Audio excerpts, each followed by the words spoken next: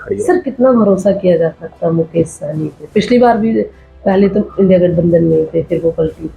देखिए, कुछ तो उनकी एक्टिविटी के कारण, कुछ उनकी शुरुआत के कारण, क्योंकि उन्होंने बीजेपी से ही शुरुआत किया है, तो ये सवाल हमेशा बना रहता है। लेकिन अब आप पॉलिटिक्स में और कैसे तय करेंगे? लगातार वो हैं, राहुल जी की यात्रा में रहे,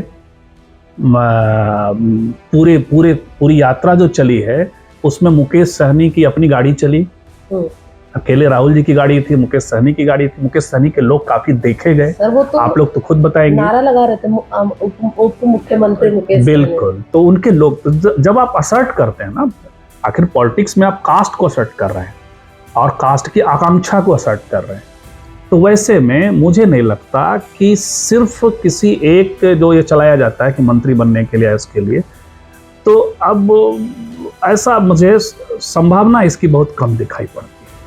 लेकिन जो एनडीए वाला स्रोत है या एनडीए का जो अपना इकोसिस्टम है, बीजेपी का जो अपना इकोसिस्टम है, वो अंतिम समय तक एक संदेह की स्थिति बनाए रखने का ये तो है। लेकिन फंसेगा मामला कहाँ और उसको ये कैसे महागठबंधन डील करता है, वो है कि खगड़िया,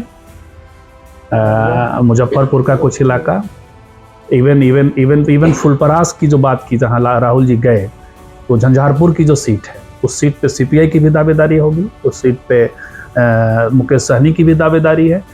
तो ये सब होगा, इन सब के बीच कैसे चीज़ें होती हैं। लेकिन लेस चांसेस, मतलब मैं तो 0% भी चांस नहीं मानता कि मुकेश सहनी कम से कम इस चुनाव में, चुनाव के पहले कहीं जा रहे हैं।